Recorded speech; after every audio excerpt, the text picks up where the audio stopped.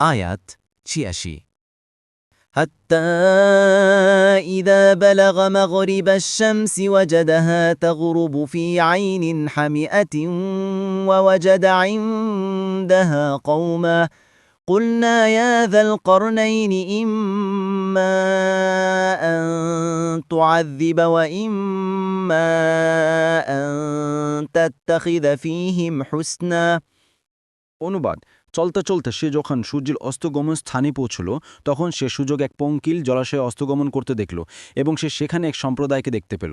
আমরা বললাম, হে জুলকারনাইন, তুমি এদেরকে শাস্তি দিতে পারো অথবা এদের ব্যাপার সদয়ভাবে গ্রহণ করতে পারো।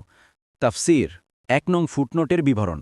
কোনো মুফাসসির বলেন, তিনি পশ্চিম দিকে দেশের পর দেশ জয় করতে করতে স্থলভাগে শেষ সীমানায় পৌঁছে যান। এরপর ছিল সমুদ্র। এটিই হচ্ছে সূর্যাস্তের সীমানার অর্থ।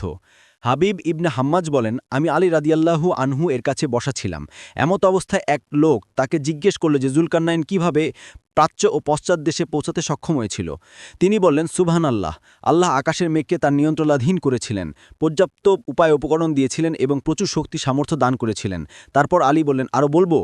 লোকটি চুপ করলে আলী রাদিয়াল্লাহু আনহুও চুপ করে যান।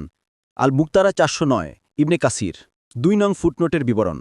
হামিয়াতিন এ শাব্দিক অর্থ কালো জলাভূমি অথবা কাদা, অর্থাৎ তিনি সূর্যকে তার দৃশ্যে মহাসাগরে ডুবতে দেখলেন। আর সাধারণত যখন কেউ সমুদ্র তীরে দাঁড়িয়ে সূর্য অস্ত যাওয়া প্রত্যক্ষ করবে তখনই তার এটা মনে হবে, অথচ সূর্য কখনও তার কক্ষপথ করেনি। ইবনে কাসির এখানে সে জলাশয়কে বোঝানো হয়েছে যার নিচে কালো রঙের কাদা থাকে, ফলে পানির রঙও কালো দেখায়। এখানে একটি বিষয় স্পষ্ট হওয়া উচিত, তা হলো কোরআন কথা বলেনি যে সূর্য কালো জলাশয়ে ডোবে, বরং এখানে জুলকারনাইনের অনুভূতিই শুধু ব্যক্ত করা হয়েছে।